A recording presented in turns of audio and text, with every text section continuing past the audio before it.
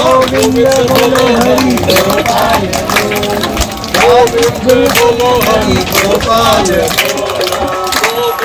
बोलो रमन हरि गोविंद राधा रमन।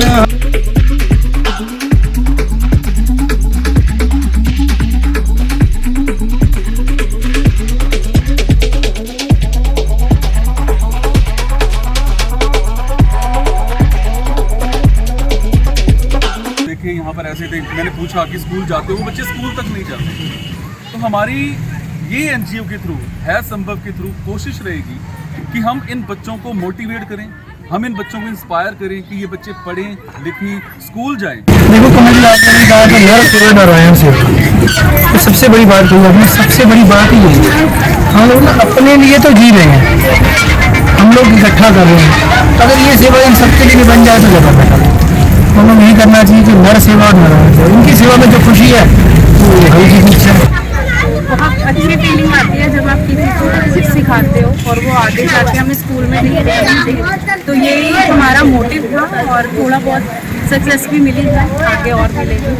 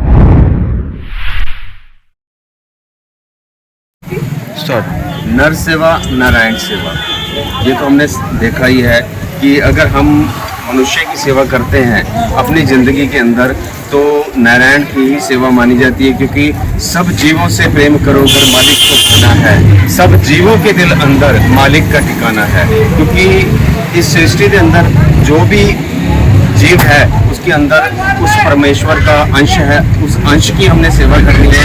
तो है संभव संस्था की ओर से पिछले कई सालों से ये प्रयास चल रहा है कि अपने स्लम एरिया के बच्चों को, अपने उनके जो परिवार हैं उनको राशन देना, पढ़ाई कराना, और हो सकता है कि हर संभव ये यानी कि उनकी सहायता करते हैं। हमारे साथ आज जुड़े हैं, आप मेरे पीछे देख सकते हो कि पहले इन्होंने आज यहाँ पे कंजक पूजा की और उसके बाद उनको फल फ्रूट वगैरह दिया। वैसे ही सारी विधि विधान से इन्होंने, क्योंकि नवरात्रे चल रहे हैं तो नवरात्रे के इन्होंने यानी कि बहुत अच्छा उपराला किया है नवरात्रों के दौरान।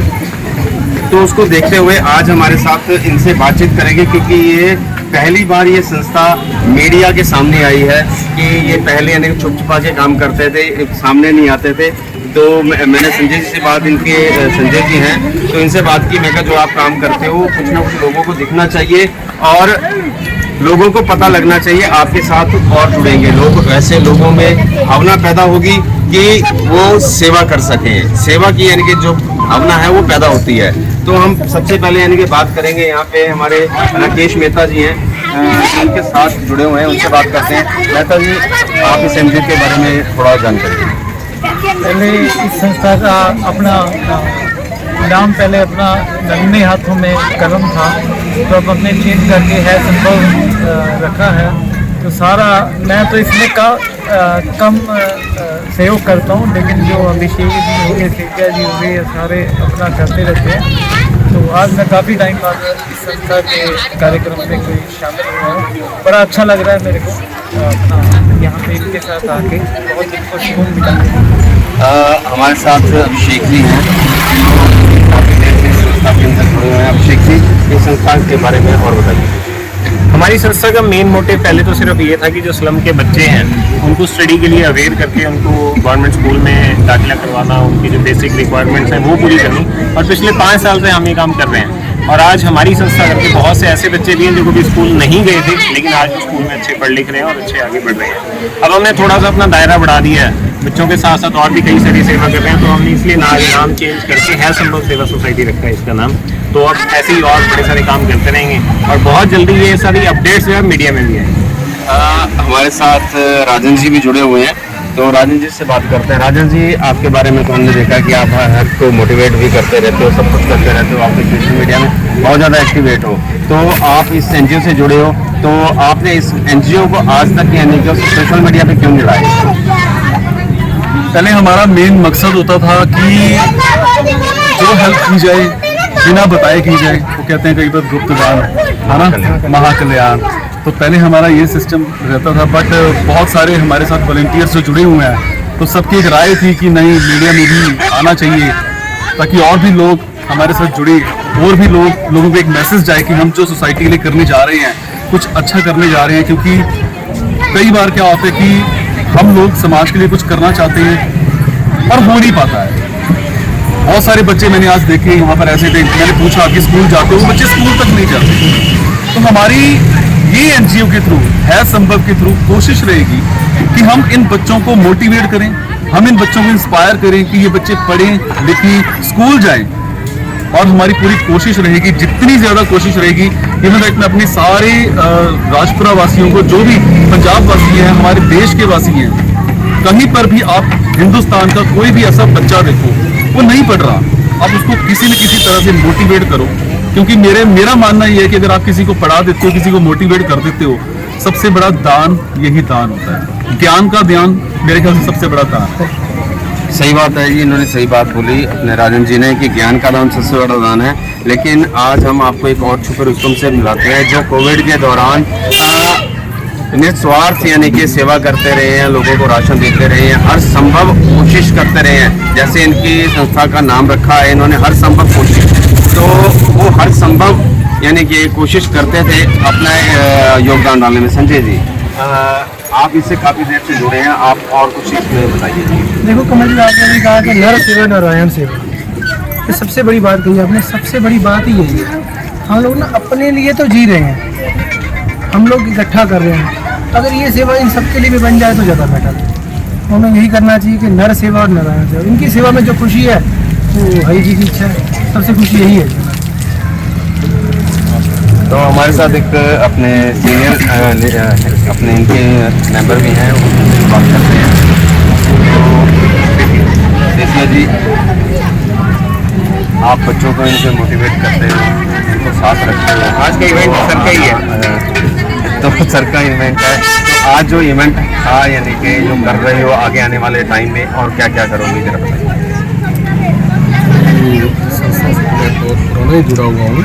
अभिषेक जी मेरे पास आए थे, उन्होंने कहा कि वॉल ऑफ काइंडनेस बनानी है। जब की सजेशन दी, उन्होंने कहा सीटें भी आए, दिक्कत आ रही है, तो मैं हम गए, सॉल्व हो गया। तो मेरे मन में आया कि क्यों ना अभिषेक जी, इस बार अष्टमी आ रही है, ऐसी जगह पे बनाई जाए कि जहाँ कंजक पूजन का असली ही मकसद, घर में तो हम करते ही करते हैं, कंजकें बुला करते हैं, तो इसलिए मेरे मन में आया, इन्होंने कर दिया। मेरे मन को बहुत शांति हुई आगे भी मैं यही चाहूँगा, अभिषेक जी हैं, मेहता जी हैं, मैंने मेहता जी को रिक्वेस्ट की है, संजय जी हम नए जुड़ा हूँ, चौधरी साहब हैं, कि ऐसे ही इवेंट्स स्लम बस्तियों में, खासकर स्लम बस्तियों में, क्योंकि हम बाकी तो दान मंदिरों में करते हैं, बहुत जगह करते हैं, तो यहाँ पे आके जो हमारा एक ना असली मकसद हल हो जाता है।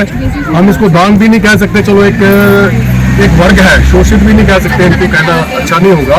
एक जो ये वर्ग है, इनको खुशियाँ देने के लिए, इनके बच्चों को जैसे होली, दिवाली या ये आता है, तो हम अगर यहाँ इकट्ठे होकर आते हैं तो इनके मन में ऐसी खुशी होती है जो हमारे बच्चों को भी होती है। अगर हम इनको खुशी प्रदान करेंगे, परमात्मा हमको सब खुशियाँ प्रदान कर देगा। इसलिए मेरी यही इच्छा है कि हर दिवाली, होली पे यही NGO है जो है संभव है, हर काम ऐसा करती रहे कि इन बच्चों का उत्थान हो सके। तो उन्होंने बहुत अच्छी बात की कि अपने है संभव के दौर अपने जो संस्था के अपने माध्यम से कि इन ऐसे बच्चों को यानी कि एंटरटेनमेंट किया जाए जो खुशियाँ अपने खरीद नहीं सकते या उनके माता पिता उनको यानी कि नहीं दे सकते, तो उनके साथ एंटरटेनमेंट। हमारे साथ कुछ महिलाएं जुड़ी हैं, उनसे ही बात कर लेते हैं। आप इस संस्था से जुड़े हो, तो आपको इस संस्था का सबसे बढ़िया पार्ट क्या लगा?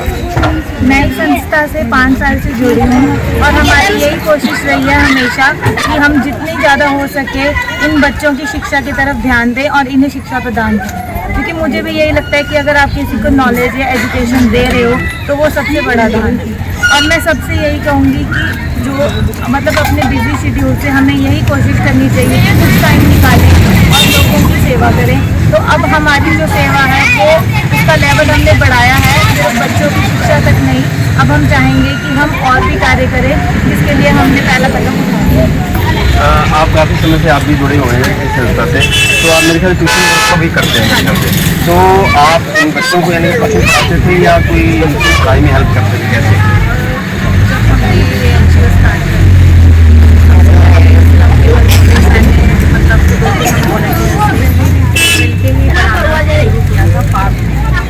बहुत अच्छी फीलिंग आती है जब आप किसी को कुछ सिखाते हो और वो आगे जाके हमें स्कूल में नहीं देते, तो यही हमारा मोटिव था और थोड़ा बहुत सक्सेस भी मिली है, आगे और मिलेगी, आई होप सो।